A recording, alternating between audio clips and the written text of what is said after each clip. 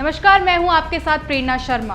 पूरी दुनिया की नजरें इस वक्त अफगानिस्तान पर टिकी है, वहां के माहौल पर, वहां पर होने वाली घटनाओं पर और वहां के मंजर पर, क्योंकि अफगानिस्तान में अब तालिबान का कब्जा हो चुका है। अफगान के राष्ट्रपति भवन में तालिबानियों ने पार्टी की। राष्ट्रपति और उपराष्ट्रपति अफगान की जनता को तालिबान के कातिल हाथों में छोड़ भाग खड़े हुए, लेकिन यहां फंसे आम लोगों के लिए बाहर निकलना मुश्किल हो गया है। काबुल एयरपोर्ट पर मेले या बस अड्डे जैसी भीड़ है। लोग विमान के टायरों में छिपकर बैठे हैं। उड़ते विमान से गिरते हुए लोगों की तस्वीरें सामने आई है। अफगानी बस अफगान छोड़ कहीं भी भाग जाना चाहते हैं, पता नहीं कहां, लेकिन तालिबान का शासन नहीं झेलना चाहते। चलिए आपको विस्तार से बताते हैं अफगान के हालात, जिन्हें सुन आपका दिल भी दहल जाएगा। और इसी के साथ यह भी बताएंगे कि आखिर तालिबान का शासन लागू होने से ऐसा क्या होगा कि अफगानी एक पल भी वहां नहीं ठहरना चाहते। अफगानिस्तान अब तालिबानिस्तान बन गया है। सड़क से प्रेसिडेंशियल पैलेस तक तालिबान का कब्जा है। हर तरफ कोहराम है, अफरा तफरी है, डर है, दहशत है। राष्ट्रपति देश छोड़कर भागे तो भागने वालों की होड़ लग गई। एयरपोर्ट पर भीड़ बेकाबू हो गई। उड़ान बंद है और लोग रनवे से विमान तक लटक रहे हैं। जहां से राष्ट्रपति अशरफ गनी की हुकूमत चलती थी, वहां अब तालिबान की घुसपैठ है। तालिबानी यहां अपनी धमक दिखा रहे हैं। वे दुनिया को बता रहे हैं कि अब अफगानिस्तान तालिबान का हो गया है। झंडा बदल दिया गया है।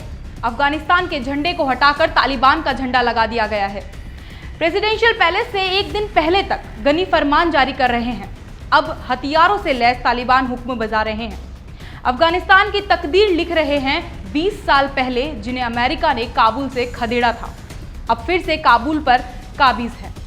काबुल की सड़कों की तस्वीरें भी बदल गई है। जहां पहले वर्दी वाले सैनिक कानून व्यवस्था देखते थे, अब उनकी जगह तालिबान के आतंकियों ने ले ली है।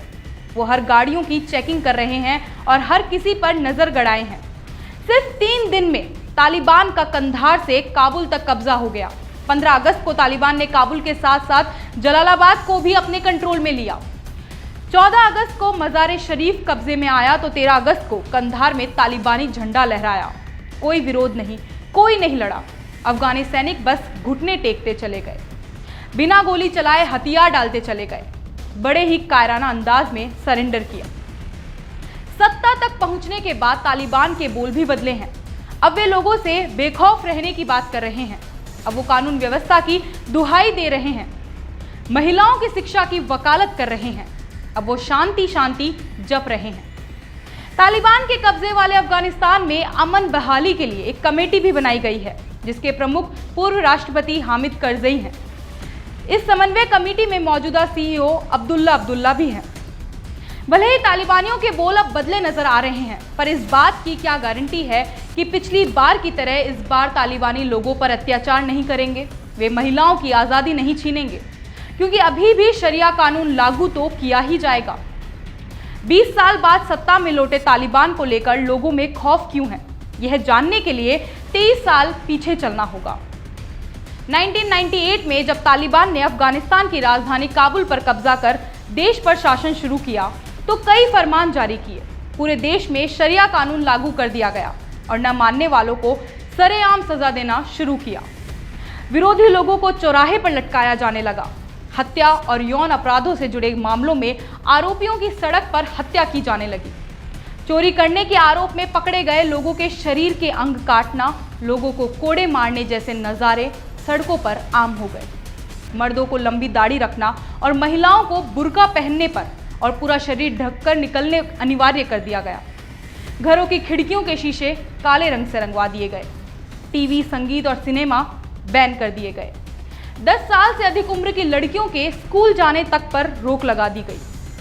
अफगानिस्तान की बेबसी यह भी है कि कोई दूसरा देश उसकी मदद को आगे नहीं आ रहा। दूसरे देश छोड़िए, उनकी खुद की सरकार उनके लिए कुछ नहीं कर सकी। हालातों के मारे अफगानिस्तान की आने वाले दिनों में क्या हालत होगी, ये एक बड़ा चिंता का विषय है। बहरहाल अब दिल्ली स्थित अफगानी दूतावास पर भी कड़े पहरे लगा दिए गए हैं और जाहिर है कि फिलहाल पूरी दुनिया की नज़रें अफगानिस्तान पर टिकी है। नमस्कार।